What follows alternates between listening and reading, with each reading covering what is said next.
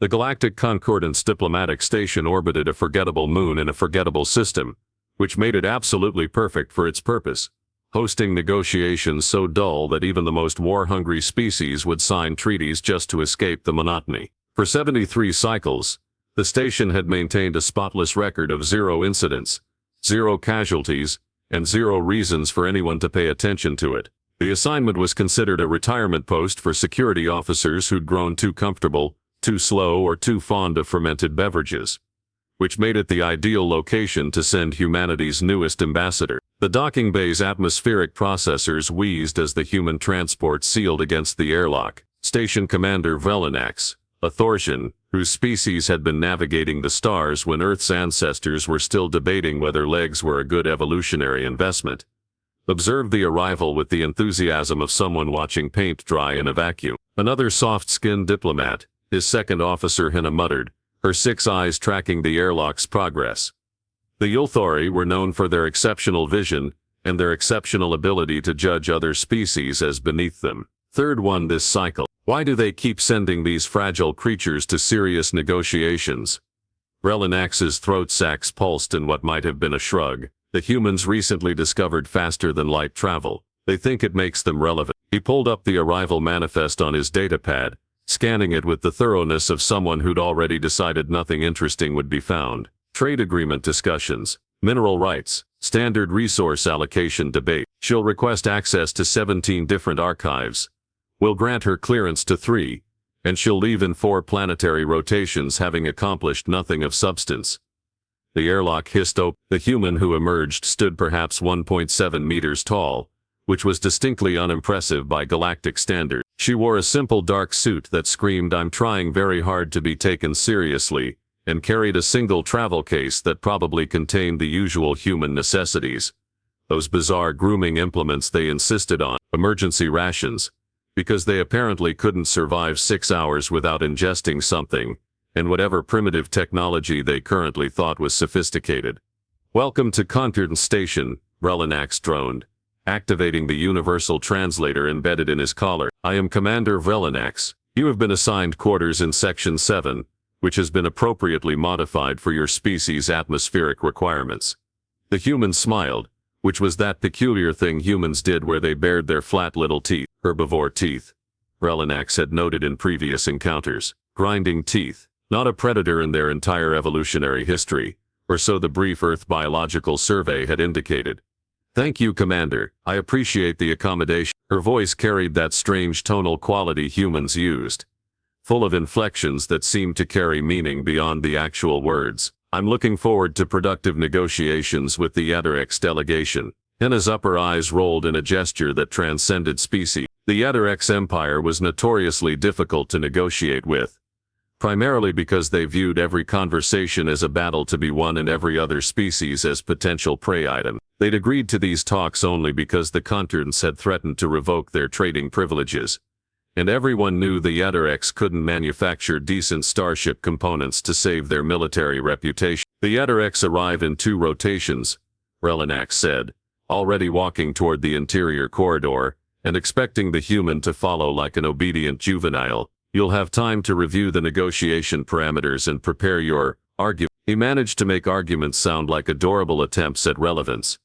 The human followed, her footsteps surprisingly quiet against the station's deck plating. Behind them, 2 security officers fell into escort positions, which was standard protocol for all new arrivals, though in the human's case it felt more like babysitting than security. The station's interior was a masterpiece of efficient design, wide corridors to accommodate species of various sizes, atmospheric processors that could adjust environmental conditions by section, and enough redundant safety systems to survive a direct hit from a military-grade plasma cannon. Not that anyone expected trouble.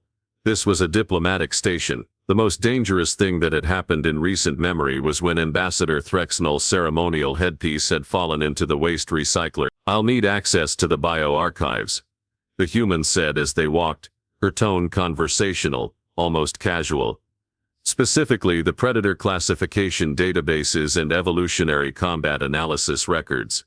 Relanax stopped walking. Hina's 6 eyes all focused on the human simultaneously, which would have been unsettling if the human had understood Yilthari body language. Those archives are restricted to military personnel and xenobiological researchers with level 7 clearance, Relanax said slowly, as if explaining basic physics to a particularly dim asteroid.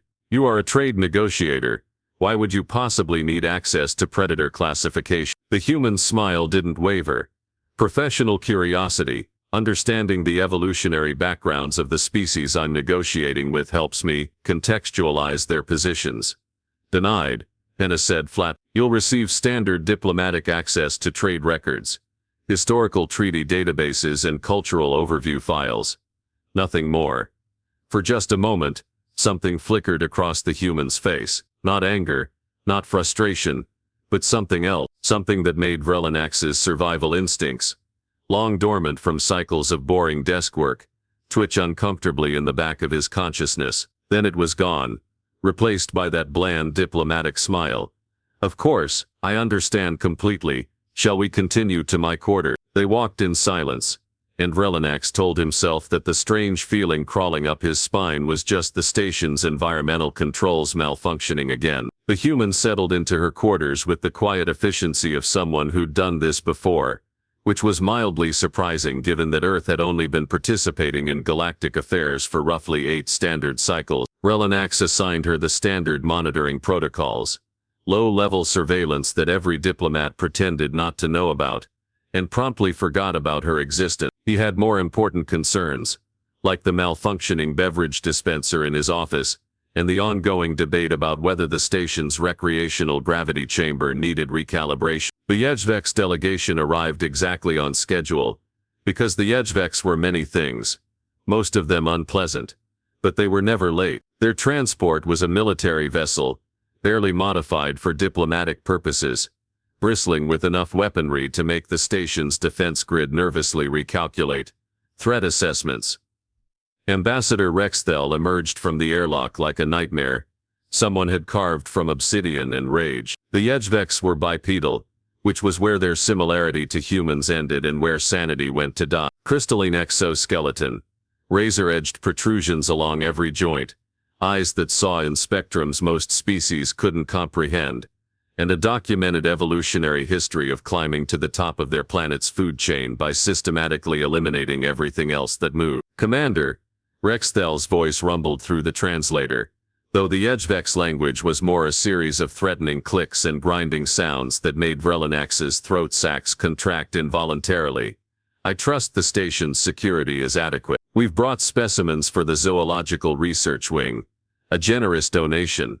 By generous donation, Rexthel meant the 3 apex predators currently secured in the HFY's transport's cargo hold, creatures the Empire bred specifically for arena combat and military intimidation. The Concordants had agreed to house them in the station's containment sector, mostly because refusing the HFYs anything was diplomatically complicated and potentially fatal. The containment sector has been prepared to your specifications, Relanax assured him, pulling up the security protocols on his datapad and trying not to think about the liability waivers he'd had to file. Level 9 isolation cells, redundant force fields, armed security response teams on standby.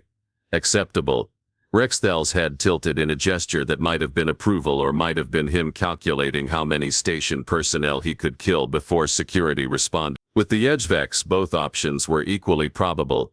The transfer went smoothly, which should have been Relanax's first warning that the universe was setting him up for something catastrophically inconvenient. The 3 creatures, each one a masterpiece of evolutionary murder, were secured in their cells. The largest specimen, a thing the HFYs called a Vorkesh, was roughly 3 meters of crystalline armor, retractable talons, and the kind of predatory intelligence that had been illegal on 70% of civilized worlds. The Vorkesh had never lost a fight, not in the arena, not in the wild, not in the 5 documented escape attempts that had resulted in 47 casualties before recapture. 26 hours after the transfer, at precisely the moment when station personnel were settling into the comfortable routine of ignoring potential problems, the containment sector's alarm system started screaming. Relanax was in his quarters, 3 hours into his rest cycle and deeply committed to staying that way, when Henna's voice blasted through his communication implant with enough urgency to make his throat sacs inflate in panic. "Commander, we have a breach in containment cell 9. The Vorkesh is loose. Repeat, the Vorkesh is loose." Every curse in 17 languages flashed through Vrelinex's mind. He was moving before conscious thought caught up, his body remembering military training from cycles ago, when he'd been young and stupid enough to think security work was exciting. The station's corridors transformed into organized chaos. Blast doors slammed shut, dividing the station into secure sections. Automated defense systems powered up with the whine of capacitors that really should have been maintained more regular. Security teams mobilized with weapons that most of them hadn't fired outside of mandatory qualification training. Relinex reached the command center to find Henna coordinating the response with the cold efficiency her species was known for. Display screens showed the containment sector, or what was left of it. The Vorkesh's cell looked like something had detonated inside it. Force field generators sparked and smoked. The reinforced walls showed deep gouges that made Vrelinex's survival instincts scream at him to evacuate the station immediately. "How did it escape?" he demanded. "Unknown. The systems show no malfunction." One moment the Vorkesh was secured. The next it was through 3 separate containment barriers. Henna's primary eyes never left the tactical display while her secondary eyes tracked security team positions. "It's moving through Maintenance Corridor 17. Level 5. Evacuate all non-essential personnel from that section. Get everyone into sealed quarters." "Where's the human?" Henna's tertiary eyes flicked to a different screen. "Her quarters are in Section 7. 4 levels away from the breach. She's been notified of the lockdown." The human appeared on one of the communication channels before Vrelinex could move to the next crisis decision. Her face filled the screen, and that peculiar smile was back, the one that made his scales itch. "Commander, I understand there's a security situation. I have some experience with dangerous fauna from Earth. I'd like to volunteer to assist." The command center went silent. Even the alarm klaxons seemed to pause in disbelief. "You want to help?" Relinex said slowly. "Hunt down a Vork, a creature that has killed trained Vex military personnel. You, a human, a species whose greatest natural predator is apparently something called a mosquito. I think there's been some miscommunication about Earth's ecosystem," the human said, and was that amusement in her voice. "But I understand if you'd prefer I stay in my quarters. I'll seal the door and wait for the all clear." "Yes, do that.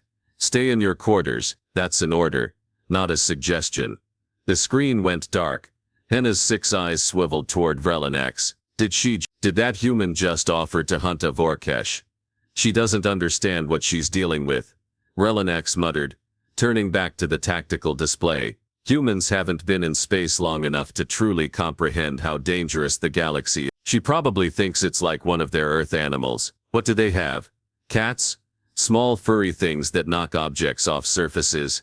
Should we increase monitoring on her quarters?" "No, we have an actual crisis to manage. She'll be fine as long as she stays locked in her room like a sensible being." The last time Vrelinex would be this catastrophically wrong about anything was never, because nothing in his future would ever exceed the spectacular magnitude of this particular miscalculation. The security teams found the Vorkesh 43 minutes after the initial breach, which was 42 minutes longer than anyone had hoped, and 43 minutes shorter than anyone had expected to survive. Maintenance Corridor 17 Beta was a narrow access passage that ran behind the station's primary environmental processors, barely wide enough for 2 average-sized beings to pass each other, which made it absolutely the worst possible location for a confrontation with an apex predator. Except the confrontation was already over. Lieutenant Phoenix, a Corvalli whose species had evolved on a high-gravity world and consequently feared very little, was the first to round the corner and see it. His 4-chambered heart, built to withstand pressures that would liquefy most species, nearly stopped entirely. The Vorkesh lay sprawled across the corridor's deck plating, its crystalline armor cracked in 17 places, ichor leaking from wounds that shouldn't have been possible. The creature was breathing, barely, but it wasn't moving. Its eyes, those multifaceted sensors that could track prey across 3 kilometers in complete darkness, were glazed with something that looked disturbingly like fear. "Command, we've located the target," Phoenix said into his comm, his translator struggling to process the bewilderment in his voice. It's incapacitated, unconscious. I need a xenobiological response team down here immediately. Verlanix arrived 6 minutes later, having run through corridors he hadn't moved through at speed in 15 cycles. His throat sacs were heaving, his scales had flushed the pale color of Thorsian shock, and his mind was doing complicated gymnastics trying to understand what his eyes were reporting. The Varkesh looked like it had fought something out of a nightmare and lost badly. What in the 17 hells happened here? Verlanix whispered. Ina was already scanning the corridor with every sensor her datapad possessed, her 6 eyes working independently to catalog details. Commander, the walls. Verlanix looked up, then wished he had deep gouges carved into the reinforced bulkhead plating, metal that was designed to withstand micrometeorite impacts and plasma fire. 4 parallel lines, roughly 5 centimeters apart, scraped with enough force to leave burrs of torn metal. The pattern repeated across the walls, the floor, even the ceiling, not random slashes but deliberate, calculated strikes. The marks told a story of violence that was both savage and surgical. Run them through the database, Verlanix ordered, his voice barely steady. Every known species, every documented predator. I want to know what did this. The forensic team arrived with enough equipment to analyze a crime scene on 17 different worlds, simultaneously. They measured, they scanned, they collected samples of the strange residue left in the claw mark. The Varkesh was carefully transported to medical containment, still unconscious, which was probably better for everyone's collective sanity. 3 hours later, the preliminary reports started coming back. Senior analyst Yundari, a Polician whose species had been studying xenobiology since before most current civilizations had discovered fire, stood in the command center looking like someone had just explained to her that physics was optional. The claw marks don't match anything in our archives, she said, each word falling like a lead weight. I've run the pattern analysis against 47,000 cataloged species, including extinct predators, genetic modifications, and theoretical evolutionary models. Nothing, not even close. Verlanix's throat sacs deflated. That's impossible. We have documentation on every apex predator in known space. I'm aware of what we're supposed to have, Commander. Yundari pulled up a holographic display showing the claw mark analysis. Look at this. 4 parallel lines, consistent spacing, consistent depth. The force required to carve through that bulkhead material is substantial. But it's not just force. There's technique here. The angles suggest knowledge of structural weak points. This wasn't random aggression. This was methodical. What about the Varkesh's injuries? Hina asked, all 6 eyes focused on the display with uncomfortable intensity. Precise. Targeted. Whoever or whatever did this knew exactly where to strike to incapacitate without killing. The Varkesh's primary neural cluster was impacted hard enough to cause unconsciousness, but not permanent damage. Its primary sensory organs were deliberately avoided. This was restraint, Commander. Controlled violence. The command center fell silent except for the ambient hum of station system. Show me the security footage, Verlanix finally said. Yundari's expression, which was already grim, became somehow worse. That's the other problem. The footage from Corridor 17 Beta during the relevant time period is corrupted. Not erased, corrupted. The data is there but completely unreadable. Either we experienced a catastrophic system failure at precisely the wrong moment, or someone knew exactly how to damage the recording without triggering alerts. Check the adjacent corridors. Cross-reference with personnel tracking. Someone had to see something. The data took 11 minutes to compile, which gave Verlanix 11 minutes to contemplate his career choices, and wonder if that retirement post on the agricultural station had been more appealing than he'd initially thought. When the results appeared, they were somehow worse than no results at all. The human, Hina said, her voice flat with disbelief. The human diplomat was in that section. The display showed movement tracking data. The human had left her quarters approximately 9 minutes after the lockdown order. She'd moved through 3 corridors, bypassed 2 security checkpoints, using diplomatic override codes that shouldn't have worked during a crisis lockdown, and arrived in Corridor 17 Beta at precisely the time the Varkesh would have been passing through. Bring her in, Verlanix ordered. Now, And someone explained to me how a human trade negotiator bypassed our security systems.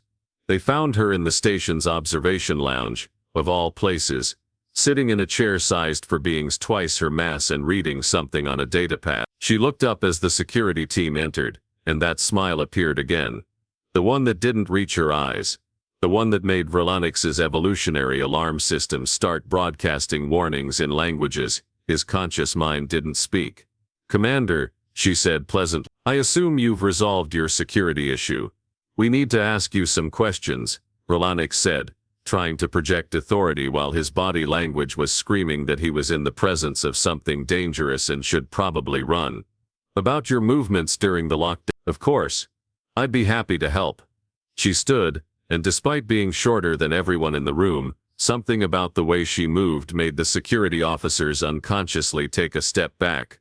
"Though I should mention, I did stay in my quarters like you ordered." Eventually, her sleeve was torn, just slightly. A small rip near the shoulder that could have been anything, could have meant nothing, except that her knuckles showed fresh abrasions and there was a controlled precision to her breathing that suggested recent physical exertion. "Corridor 17 Beta," Hina said, pulling up the data on her pad. "You were there during the incident." "Was I?" "The station's layout is a bit confusing. All these corridors look the same." The human glanced at her torn sleeve as if noticing it for the first time. "Oh, this," I caught it on a door panel. "You know how clumsy we humans are.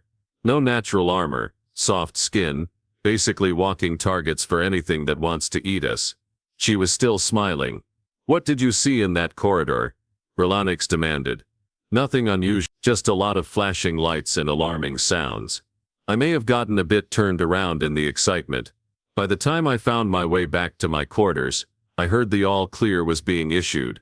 It was a perfectly reasonable explanation. It accounted for everything, and absolutely nobody in that room believed a single word of it. The interrogation room was designed for comfort, not intimidation, because the Concordance prided itself on civilized discourse, even when dealing with potential security breaches. Soft lighting, adjustable seating, atmospheric controls calibrated to the occupant's species preferences. It was all very diplomatic and proper, which made the current situation feel increasingly surreal. The human sat across from Verlanix and Hina, her posture relaxed in a way that shouldn't have been possible for someone facing questions about a mysterious violent incident. She'd accepted their offer of refreshment, some earth beverage called tea that smelled vaguely medicinal, and was currently holding the cup with hands that showed fresh scrapes across the knuckles. "Let's go through this again," Verlanix said, his throat sacs pulsing with barely controlled frustration. "You left your quarters during a station-wide lockdown." "I got worried," the human said, sipping her tea. "The alarms were quite loud. I thought perhaps I should move to a more secure location by heading toward the breach instead of away from it. As I mentioned, the layout is confusing." Hina leaned forward, her primary eyes fixed on the human's face while her secondary eyes tracked micro-movement. "You have injuries consistent with physical altercation, abraded knuckles, torn clothing, elevated respiratory patterns that suggest recent strenuous activity. I tripped multiple times. I'm not accustomed to running in station standard gravity." The human set down her cup with deliberate care. "Is there a specific accusation you're making, or are we simply having a pleasant conversation about my clumsiness?" Verlanix pulled up the holographic display, showing the claw marks from the corridor. "These marks don't match any known species in our database. 47,000 documented life forms, and not one match. Do you know what that means? That your database might need updating." "It means," Hina said coldly, "that something undocumented was on this station, something capable of incapacitating a Vorkes, which is functionally impossible by every standard we have." The human's expression didn't change, but something flickered in her eyes. Amusement, maybe, or perhaps recognition of a game being played that only she understood the rules to. "Have you considered that the Vorkes injured itself during the escape? Panicked? Perhaps. Animals do unpredictable things when frightened. The Vorkes," Verlanix said slowly, "is not an animal. It's an apex predator from a death world where everything evolved specifically to kill everything else. It doesn't panic, it doesn't flee. It attacks until either it or its target stops moving. Fascinating. Earth biology is quite different. That was the moment Rolanix's patience, stretched across cycles of diplomatic doublespeak and bureaucratic nonsense, finally snapped. He stood, his full height making him tower over the seated human, his scales fleshing the aggressive orange his species displayed before combat. Enough games. What are you? The human looked up at him, and for just a fraction of a second, the pleasant diplomatic mask slipped. What lay beneath wasn't hostile, wasn't aggressive, but it was something that made every instinct Rolanix possessed start screaming warnings about predators and prey, and which category he fell into. Then it was gone, and she was just a small diplomat again, looking confused and slightly concerned. I'm a trade negotiator from Earth, Commander. Nothing more. Ina's datapad chimed. She glanced at it, and all 6 of her eyes widened simultaneously, which was the Yltheri equivalent of complete existential shock. Commander, the analysis team ran a deeper scan of the human database, the one we compiled when Earth joined the Concord. They flagged something in the evolutionary history section. What could possibly be relevant in a human evolutionary history? They're herbivores. Their entire planet is a garden world. That's not accurate. Ina was reading rapidly, her skin changing colors in a way that suggested her species' version of horrified fascination. Earth is classified as a Class 7 death world. Extreme climate variations, multiple extinction events, atmospheric composition that's toxic to 60% of known species, and an ecosystem based almost entirely on predator-prey relationships. Rolanix sat down slowly. That's the data error. Humans are soft. They have no natural weapons, no armor, no adaptations for combat. They have endurance. Ina read, her voice taking on the tone of someone delivering terrible news. Persistence hunting capability. They can track prey for days without rest. Binocular vision optimized for targeting. Hands capable of precision manipulation and remarkable grip strength. They're omnivores, Commander, which means they evolved eating both plants and meat, and their evolutionary history includes something called a persistence predator, which means they didn't kill prey by being stronger or faster. They killed by following it until it collapsed from exhaustion. The command center felt several degrees colder. Their planet has apex predators. Ina continued, her eyes still scanning. Large cats, bears, reptilian predators of significant size. The humans survived by being more adaptable, more intelligent, and more willing to engage in coordinated pack hunting than anything else on their world. They climbed to the top of their food chain, not by being the strongest, but by being the most relentless. Rolanix turned to look at the human, who was still sitting there with that pleasant expression, sipping her tea like they were discussing agricultural yields, instead of evolutionary horror. You're a predator species, he said quietly. We prefer the term omnivore, she replied. But yes, Earth did have a rather competitive ecosystem. Builds character, really. We've been working very hard on the whole civilization, treaties, diplomacy, indoor plumbing. We're quite proud of our progress. The claw marks. I don't have claws, Commander. You can see that. She held up her hands, showing blunt nails that looked completely inadequate for the damage in Corridor 17 Beta. But you do have these, Ina said, pulling up an anatomical scan. Opposable thumbs with remarkable grip strength. Fingernails that, while not naturally sharp, are backed by significant crushing force, and combat techniques developed over thousands of cycles of tribal warfare, martial arts, and what humans apparently call sports. The human's smile widened fractionally. We do enjoy our competitive activity. You fought the Vorkesh, Rolanix said. It wasn't a question anymore. I have no memory of fighting anything, Commander. I was simply trying to find my way back to my quarters during a confusing situation. The marks in the corridor could be anything, really. Station maintenance issue, perhaps. Your injuries match defensive wounds from close quarters combat with a crystalline armored opponent.